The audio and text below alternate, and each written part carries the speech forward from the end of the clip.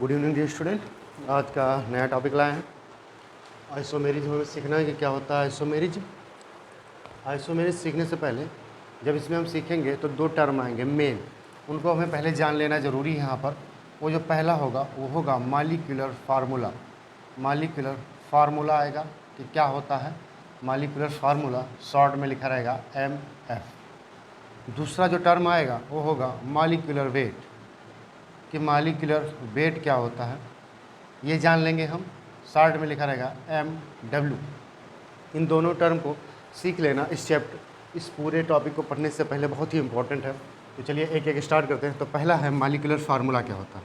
Molecular formula, molecular formula means किसी भी molecules का बेसिक फार्मूला जो हम शॉर्ट में पढ़ते हैं उसको बोलते हैं फार्मूला। जैसे एग्जाम्पल लेके समझाते हैं, कोई भी मॉलिक्यूल लिखते हैं, जैसे कि अल्कोहल है CH3 CH2 CH2OH, और कोई ले सकते हैं, कोई एसिड ले लेते हैं CH3 CH2 COOH, कोई एल्डिहाइड कीटोन ले लेते हैं CH3 CH2 CH2 CHO। ऐसे कोई मॉलिक्यूल्स हैं, अगर हमें इनका फार्मूला बताना हो, शॉर्ट छोटा सा है, बस क्या करना, जितने भी इसमें आइटम दिए गए हैं उन आइटम को पहले लिख लेना। कार्बन से शुरू करना, हाइड्रोजन, ऑक्सीजन, उसके बाद जो भी आइटम आएंगे ऐसे लिखना है। तो इसमें कार्बन पहले लिख लेंगे, कार्बन है। हाइड्रोजन दिख रहा है, हाइड्रोजन लिख लेंगे। और ऑक्सीजन दिख रहा है तो ऑक्सीजन लिख लेंगे। अब हमें ये पता करना है कि कितने हैं, कितने कार्बन है, कितने हाइड्रोजन है, कितने ऑक्सीजन है। तो देखते जाएंगे। तो कार्बन यहाँ पर है 1 2 3, तो हम यहाँ पर लिख देंगे C3। हाइड्रोजन काउंट कर लेंगे, 3 2 5 हो जाएगा, 2 7 हो जाएगा, और 1 8 हो जाएगा, 8 हो जाएगा। ऑक्सीजन कितने हैं, तो 1 ही है, तो आएगा C3H8O, और यही इसका होगा मॉलिक्यूलर फार्मूला। मॉलिक्यूलर फार्मूला, कितने आइटम कितने हैं, यही होता है मॉलिक्यूलर फार्मूला। इसका निकाल लेंगे एसिड का, तो इसमें जो भी आइटम होंगे वो लिख लेंगे। तो हमें कार्बन दिख रहा है, हाइड्रोजन दिख रहा है और ऑक्सीजन दिख रहा है। कार्बन कितने हैं, 1 2 3, तो हम लिख लेंगे 3 कार्बन। हाइड्रोजन देख लेंगे तो 3 2 5 हो जाएंगे, और एक ही रहा तो कितना हो जाएगा 6। ऑक्सीजन देख लेंगे कितने, तो 1 और 2, तो यहाँ पर हो जाएगा 2। तो बनेगा फार्मूला C3H6O2, यही होगा इसका मॉलिक्यूलर फार्मूला। अगले का निकालते हैं मॉलिक्यूलर फार्मूला। तो जो भी आइटम होंगे वही हमें करना हो, लिख लेंगे। तो कितने आइटम हैं, कौन कौन से, कार्बन है, हाइड्रोजन है और ऑक्सीजन दिख रहा है। कार्बन कितने हैं, 1 2 3 4, तो हम लेंगे C4। हाइड्रोजन देख लेंगे कितने हैं, 3 2 5 2 7 1 8, 8 हो जाएगा। ऑक्सीजन कितने हैं, 1। यही इस कंपाउंड का होगा मॉलिक्यूलर फार्मूला। कोई और ले लेते हैं एग्जांपल, C3CH, यहाँ पर लिखा हुआ है Cl, यहाँ पर लिखा हुआ है CH, यहाँ पर लिखा है फ्लोरीन। इसके आगे लिख लेंगे यहाँ पर CH2, और यहाँ लिख देंगे OH। अगर इसका मॉलिक्यूलर फार्मूला हमें लिखना हो तो कार्बन से स्टार्ट करेंगे, हाइड्रोजन जाएंगे, ऑक्सीजन जाएंगे, उसके बाद अदर एलिमेंट जाएंगे। तो कौन से लिखेंगे, कार्बन इसमें मिल रहा दिख रहा है, हाइड्रोजन दिख रहा है हमें, और कौन, ऑक्सीजन दिख रहा है, और कौन, क्लोरीन दिख रहा है, और फ्लोरीन दिख रहा है। इतने आइटम दिख रहे हैं। अब हमें काउंट करना है कि कितने कितने हैं। तो कार्बन 1 2 3 4, 4 कार्बन है यहाँ पर। हाइड्रोजन देख लेते हैं, 3 4 5 6 7 8, 8 यहाँ पर कितने हैं, हाइड्रोजन है। ऑक्सीजन को देख लेते हैं कितने, तो 1 ही है, 1 को ना लिखो, वैसे रहने दो। क्लोरीन भी 1 है, फ्लोरीन भी 1 है, तो यही इस कंपाउंड का हो जाएगा मॉलिक्यूलर फार्मूला। अब जब हम अगला करेंगे अपना, ये मॉलिक्यूलर फार्मूला हम सीख चुके हैं। कोई भी कैसा भी कंपाउंड आएगा हम आराम से निकाल सकते हैं। जैसे यहाँ पर ऐसा कुछ कंपाउंड लिखा हो और यहाँ पर लिखा हो COOH। अगर इसका हमें मॉलिक्यूलर फार्मूला बताना है तो हम इस काउंट करेंगे कि कितने कार्बन हैं। तो हम जाते हैं कि ये बेंजीन में जितने कार्बन हो, कॉर्नर होते हैं उन्हें को, उन पर क्या होते हैं, कार्बन होते हैं। तो 6 कार्बन ये, और ये 7वां कार्बन। तो कार्बन है कितना, 7। हाइड्रोजन कितना है, इन सभी पर एक एक हाइड्रोजन पाए जाते हैं। तो यहाँ से 5 हाइड्रोजन बेंजीन से मिल जाएंगे और एक ये, तो मतलब 6 हाइड्रोजन है यहाँ पर। ऑक्सीजन कितने हैं, 2। तो यही आएगा इसका मॉलिक्यूलर फार्मूला C7H6O2 हो जाएगा इसका मॉलिक्यूलर फार्मूला। Molecular formula. अब हम आएंगे अपने अगले टॉपिक पर, मॉलिक्यूलर वेट पर। तो इसको हम हटा देते हैं, फिर सीखते हैं मॉलिक्यूलर। मालिकुलर फार्मूला सीख चुके हैं। अब हम निकालेंगे अपना मालिकुलर वेट। मालिकुलर वेट निकालेंगे तो मालिक्यूल्स बनता किनसे है? मालिक्यूल्स जो बनता है वो बनता है कई एटम से। कई एटम आपस में कंबाइन होके बनाते हैं मालिक्यूल्स। जैसे एक H दूसरे F से मिलकर बनाता है HF। एक HO और एक H और ले लो तो हो जाएगा क्या? H2O। ये H एटम है, ऑक्सीजन एटम है, हाइड्रोजन एटम है, और ये बना क्या? ये बना मालिक्यूल्स। तो जितने भी एटम होंगे जब आपस में कंबाइन होंगे तब बनेगा हमारा मालिक्यूल। तो हर एटम का एटॉमिक वेट होता है।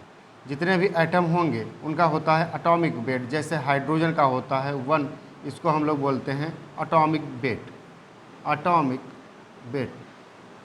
तो जैसे कोई एटम हो A और B और C, आपस में मिलकर ये बनाते हैं एक मालिक्यूल ABC। तो अगर A का जो मालिक्यूलर एटॉमिक वेट है वो अगर 2 है, B का 3 है और C का 4 है, तो इसका जो मालिकुलर वेट आएगा वो इन्हीं का सम आएगा। 3 2 5 और 4 9 आएगा। पूरे मालिक्यूल का जो वेट होता है, जो मालिकुलर वेट होगा वो समेशन ऑफ एटॉमिक वेट होगा। जितने भी एटम उसमें पाए जाएंगे अगर सबके वेट को आपस में ऐड कर दिया जाएगा तो आएगा मालिकुलर वेट। अब मालिकुलर वेट के लिए अब एग्जांपल लेते हैं और देखते हैं कि कैसे क्या होता है। कुछ कॉमन है जो याद कर लेंगे आप लोग। जैसे अगर कार्बन का एटॉमिक वेट पूछा जाएगा तो रहेगा 12। हाइड्रोजन का रहेगा 1, ऑक्सीजन का होता है 16। ये कॉमन है जो आएंगे। देखते हैं, अब इन्हीं से करके देखते हैं। क्वेश्चन है जिनमें हमें मालिकुलर वेट फाइंड करना है। पहला है CH3 CH2OH। एथेनॉल का हमें मालिकुलर वेट बताना है। तो हम पता कर लेंगे कि कौन से कितने आइटम है। तो कार्बन देखेंगे तो कितने आइटम हैं? 2। हाइड्रोजन देख लेंगे कितने हैं, तो 3 2 5 और 1 6। और ऑक्सीजन कितना है? 1। तो कार्बन का जो मालिकुलर वेट होता है वो कितना होता है? 12। 12 होता है कितने? 2। तो मल्टीप्लाई 2 से हो जाएगा तो कितना आएगा? 24 24 आएगा। हाइड्रोजन कितना होता है? 1 है कितने? 6। तो कितना हो जाएगा? 6। ऑक्सीजन का होता है 16 और है कितने? 1। तो कितना आएगा? 16। इन सबको ऐड अगर कर दोगे तो इस मालिक्यूल का मालिकुलर वेट आ जाएगा। तो कितना आ जाएगा? 24 6 30 16 46। तो जो एथेनॉल का मालिकुलर वेट आएगा वो आएगा 46। अगर किसी एसिड का करा लें, जैसे CH3 है, CH2 है, COOH है, अगर आपको इसका मालिकुलर वेट बताना है तो आपको पता करना होगा कि आइटम कितने हैं। तो कार्बन है इसमें, हाइड्रोजन है और ऑक्सीजन है। कार्बन का पता कर लो कितने हैं कार्बन? 1 2। हाइड्रोजन कितने हैं? 3 2 5 1 6। ऑक्सीजन कितना है? 2। अब एक कार्बन का होता है 12 है 2, तो कितना हो जाएगा? 24। हाइड्रोजन का होता है 1 है 6, तो हो जाएगा 6। ऑक्सीजन का होता है 16 है 2, तो हो जाएगा 32। और इन सब को आपस में ऐड कर दोगे तो आ जाएगा इस एसिड का मालिकुलर वेट। तो कितना हो जाएगा? 24 36 और 32 हो जाएगा 62 62। मतलब इस कंपाउंड का जो मालिकुलर वेट आएगा वो आएगा 62। अब कोई भी कंपाउंड आएगा तो हम ऐसे निकाल लेंगे। जैसे आप ध्यान से देखिएगा, CH3O CH3 का अगर हमें निकालना हो और CH3 CH2OH का निकालना हो, अगर दोनों को कंपाउंड पूछ रहा है कि आपको मालिकुलर वेट बताना है ईथर का और एल्कोहल का, तो हम बताएंगे। एथेनॉल का अभी हम तुरंत निकाल चुके हैं, कितना आया है? 46 आया है। ईथर का हम निकाल लेंगे कि कितना आता है। तो इसमें कौन कौन से हैं एलिमेंट देख लो। कौन से हैं? कार्बन है, हाइड्रोजन है और ऑक्सीजन है। कार्बन है 2, तो हो जाएगा 12 × 2 आएगा कितना? 24। हाइड्रोजन कितने हैं? 3 6, तो 6 मल्टीप्लाई बाई 1 कितना आएगा 6 ही आएगा, और ऑक्सीजन है 1 तो आएगा 16, तो कितना आएगा 30 16 46। मतलब ये जो ईथर है और ये जो एल्कोहल है, इन दोनों का मालिक्यूलर वेट आया है 46। मतलब क्या है, सेम है। इनके जो मालिक्यूलर वेट है वो क्या है, सेम है। मालिक्यूलर फार्मूला भी चेक कर लेते हैं क्या सेम है या नहीं है। तो इसका देखेंगे तो सी है कितने हैं 2 हो जाएगा, हाइड्रोजन कितने हैं 6 हैं, और ऑक्सीजन कितना है 1 है। इस वाले ईथर वाले का भी देख लेते हैं। तो कार्बन कितने हैं 2 हैं, हाइड्रोजन कितने हैं 6 हैं, और ऑक्सीजन कितने हैं 1 है। तो C2H6O C2H6O। मतलब दोनों कंपाउंड ऐसे हैं जिनके मालिक्यूलर फार्मूला भी सेम है और मालिक्यूलर वेट भी सेम है। अब हम मालिक्यूलर वेट हर बार नहीं निकालेंगे, क्योंकि मालिक्यूलर फार्मूला अगर सेम होगा तो मालिक्यूलर वेट हमेशा वही आएगा, सेम ही आएगा। क्योंकि कार्बन का फिक्स है, हाइड्रोजन का फिक्स है और ऑक्सीजन का फिक्स है। तो अगर दोनों के मालिक्यूलर फार्मूला सेम होते हैं तो मालिक्यूलर वेट सेम होते हैं। ध्यान में रखेंगे ये बात कि अगर किसी का मालिक्यूलर फार्मूला सेम होता है तो उसका मालिक्यूलर वेट भी क्या होता है, सेम होता है। आशा करते हैं कि आप मालिक्यूलर फार्मूला और मालिक्यूलर वेट समझ चुके हैं क्या होता है। अब हम अपने टॉपिक पर चलेंगे जो है आइसोमेरिज्म।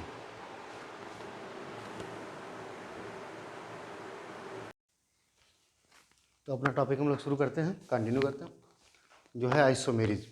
आइसोमेरिज्म का क्या मतलब है, देख लो। आइसो का मतलब होता है सेम, मेरोस का मतलब होता है पार्ट। कोई अगर सेम पार्ट दोनों में मिल रहा है, दो कोई चीज़ है, कुछ भी हो, एनीथिंग, अगर उनके दोनों के पार्ट आपस में मिल रहे हैं, एक जैसे दिख रहे हैं, तो उनको हम एक वर्ड है आइसोमेरिज्म बोल सकते हैं। ठीक है। जैसे कुछ बेसिक कॉमन जो एग्जांपल है वो ले लेते हैं। जैसे अगर आप सेब को देखेंगे, एप्पल को, तो उसका शेप कुछ ऐसा होगा। अगर दूसरा फ्रूट लेते हैं नाशपाती, तो लगभग में मिलता जुलता शेप इसका भी होता है, नाशपाती का। अब अगर ये पॉलीथीन में कवर्ड है ब्लैक, और इसके वेट दोनों के 50-50 ग्राम हैं, तो हम बाहर से देखकर ये नहीं बता सकते कि ये दोनों अलग अलग हैं, क्योंकि इनके क्या हैं, शेप दोनों के क्या हैं, सेम है, और वेट भी क्या है, दोनों का सेम है। दोनों का वेट भी सेम है और शेप भी सेम है। इसलिए हम इसको बाहर से नहीं बता सकते जब तक कि ये कवर्ड है। जब अगर एक कवर इससे हटा दिया जाए, पॉलीथीन को हम हटा देंगे, तो आराम से बता सकते हैं कि एक सेब है और दूसरा क्या है, नाशपाती है। तो ऐसे जो फिजिकली जो प्रॉपर्टी है उनकी वो भिन्न हो, डिफरेंस हो, लेकिन उनमें क्या है जो बेसिक है, जैसे शेप हुआ, वेट हुआ, अगर ये सेम आता है तो इसी को हम पार्ट बोलते हैं। और ये क्या होता है, इन्हीं को हम लोग बोल सकते हैं कि ये दोनों आपस में आइसोमर हैं। जैसे अगर हम अपने कंपाउंड्स में बात करें किसी में, तो क्या है, जैसे दो कंपाउंड एग्जांपल लेके बताते हैं। जैसे पहला कंपाउंड अभी लिया था वो था ईथर, ये है ईथर। दूसरा लेते हैं कंपाउंड एल्कोहल, CH3CH2OH, ये होता है एल्कोहल। अगर दोनों में चेक की जाए मालिक्यूलर फार्मूला का, तो मालिक्यूलर फार्मूला कितना आएगा, तो इसमें देखेंगे तो आएगा C2H6O। अगर ऊपर वाले में भी निकालेंगे ईथर में, तो आएगा C2H6O, क्योंकि दो कार्बन, C2H6O। दोनों का मालिक्यूलर फार्मूला सेम है। मालिक्यूलर फार्मूला यहाँ बता रहा है पार्ट को, मालिक्यूलर फार्मूला दोनों का सेम है, इसलिए हम बोलेंगे ये दोनों आपस में आइसोमर हैं, क्योंकि इनके प्रॉपर्टीज़ होंगे फिजिकल या केमिकल डिफरेंस हो सकते हैं, या दोनों डिफरेंस हो सकते हैं। इन्हीं को हम लोग बोलते हैं आइसोमर। और ये जो पूरा फिनोमिनन होता है इसी को हम लोग बोलते हैं आइसोमेरिज्म। डिफिनीशन के लिए लिख लेंगे,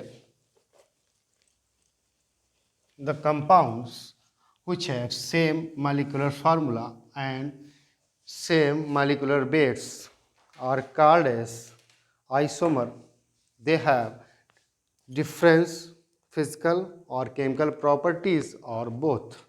Definition लिख लेंगे, the compounds which have same molecular formula and molecular weight but have different properties.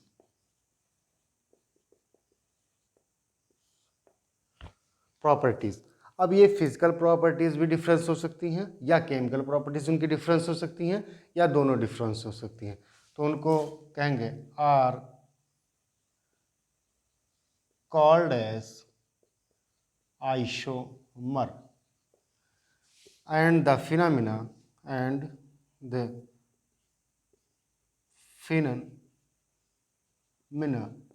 is known as isomerism. Means अगर कोई भी कंपाउंड है जिसके मॉलिक्यूलर फार्मूला और मॉलिक्यूलर वेट सेम आते हैं तो वो आपस में वो कंपाउंड्स हो जाएंगे आइसोमर। यहाँ पर हम लिखते हैं कि उनके दोनों के मॉलिक्यूलर फार्मूला और मॉलिक्यूलर वेट सेम होने चाहिए, तो क्या हो जाएंगे आपस में आइसोमर हो जाएंगे। तो क्या सिर्फ मॉलिक्यूलर वेट सेम होने से क्या कंपाउंड आइसोमर हो सकता है या नहीं? मॉलिक्यूलर फार्मूला और मॉलिक्यूलर वेट सेम होने से आइसोमर कंपाउंड हो जाता है, तो क्या सिर्फ मॉलिक्यूलर वेट सेम होने से क्या वो कंपाउंड आइसोमर होगा या नहीं? तो चेक कर लेते हैं। एक एग्जांपल है N2O, आप इसको जानते हैं। दूसरा एग्जांपल है CO2, कार्बन डाइऑक्साइड। हम दोनों का जब वेट निकालेंगे तो नाइट्रोजन का होता है 14, है कितने 2, तो हो जाएगा 28, और ऑक्सीजन है 1 तो होता है इसका 16। अगर दोनों को ऐड कर लेंगे तो आएगा 44। जो N2O का वेट है वो है 44। अब कार्बन डाइऑक्साइड का कर लेंगे तो कार्बन है सिंगल तो हो जाएगा 12, ऑक्सीजन है 2 तो 16 दूना 32, जोड़ देंगे तो कितना आएगा 44, मतलब 44 इसका भी आएगा, 44 इसका आएगा। तो अगर मॉलिक्यूलर वेट देखा जाए, मॉलिक्यूलर वेट, तो दोनों का हो जाएगा सेम।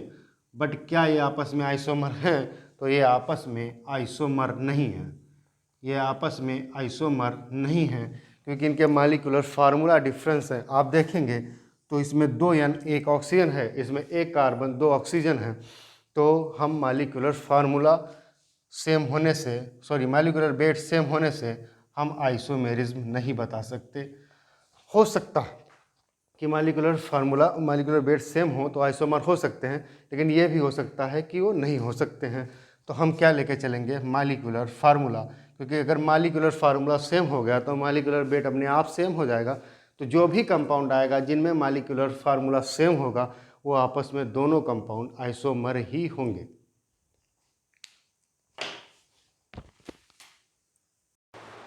हम देखेंगे क्लासिफिकेशन ऑफ आइसोमेरिज्म। आइसोमेरिज्म को क्लासिफाइड किया गया है। तो पहला जो क्लासिफिकेशन है वो है स्ट्रक्चरल या कॉन्स्टिट्यूशनल आइसोमेरिज्म। दूसरा है स्टीरियो आइसोमेरिज्म, या इसी को हम लोग बोलते हैं 3D आइसोमेरिज्म। तो स्ट्रक्चरल या कॉन्स्टिट्यूशनल में क्या होता है, तो ध्यान देंगे कि इसमें मॉलिक्यूलर फार्मूला सेम होता है, लेकिन इसके IUPAC जो नाम होते हैं वो डिफरेंट होते हैं, और इसके केमिकल और फिजिकल प्रॉपर्टी दोनों डिफरेंट होते हैं। यही अगर स्टीरियो आइसोमेरिज्म की बात की जाएगी तो इनके जो molecular formula, molecular weight same होता है, IUPAC नाम भी सेम होता है, और केमिकल प्रॉपर्टीज़ भी सेम होती है। इनकी केमिकल प्रॉपर्टीज़ भी सेम होती है, molecular formula same, molecular weight same, IUPAC name same, सिर्फ फिजिकल प्रॉपर्टीज़ चेंज होती है क्योंकि इनका कॉन्फ़िगरेशन चेंज हो जाता है। अब अगर हम स्ट्रक्चरल आइसोमेरिज्म की बात करें तो ये फर्दर क्लासीफाइड हुआ है, जो हम लोग डिटेल में कल पढ़ेंगे और एक को अच्छे से समझेंगे। तो पहला क्या है? Chain isomerism. दूसरा क्या है? रिंग चेन आइसोमेरिज्म, ये हम कल पढ़ेंगे कि इनका मतलब क्या होता है। तीसरा है पोजीशन आइसोमेरिज्म, चौथा है फंक्शनल आइसोमेरिज्म, पांचवा है मेटामेरिज्म, और छठा जो लास्ट है वो है टाटोमेरिज्म। अगर हम स्टीरियो आइसोमेरिज्म की बात करें तो ये भी फर्दर क्लासीफाइड किए गए हैं। तो पहला है कॉन्फिगरेशनल आइसोमेरिज्म, दूसरा है कन्फॉर्मेशनल आइसोमेरिज्म।